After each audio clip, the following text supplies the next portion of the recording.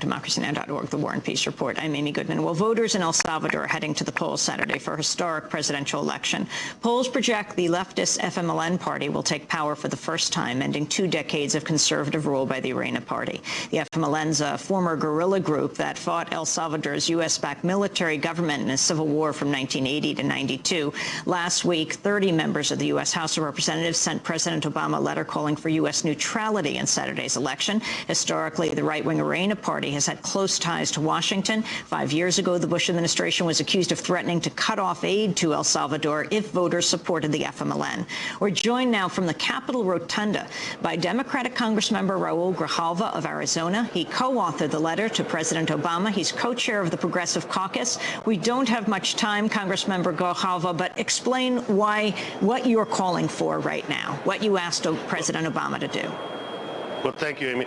Essentially, we're asking the administration not only for neutrality, but for a word about a public statement about the intent of this government and this administration to refrain from the activities of the Bush administration in the 2004 election, where we threatened Salvadorian immigrants here, of which 20% of the population of El Salvador, Salvadoreños, are here in the United States. We threatened them with their immigration status. We threatened not to allow them to send remittances back home to their families, which is 25% of the gross national product in El Salvador. And those threats had an effect on the election in 2004. We're asking the Obama administration for some real consistency. If we're going to export democracy, it's done by supporting the sovereignty of a nation, allowing the people in that nation to make the choice that they want in terms of who's going to be their leadership.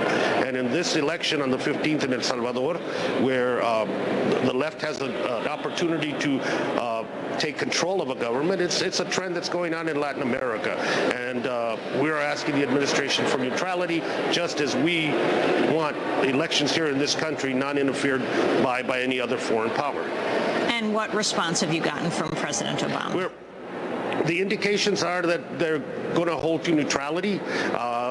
Public statements from some lower administration people have been that that's going to be the policy. We're urging that it come from higher up, from somebody at a cabinet level, or more importantly, from the president himself, saying that to the Salvadorian people, it's your election, it's your decision, it's not ours, and we respect that. That's the vote that you have coming up. Congressman Raul Grijalva, we just have 30 seconds. We just spent the hour talking about single payer. It's not discussed very much on Capitol Hill.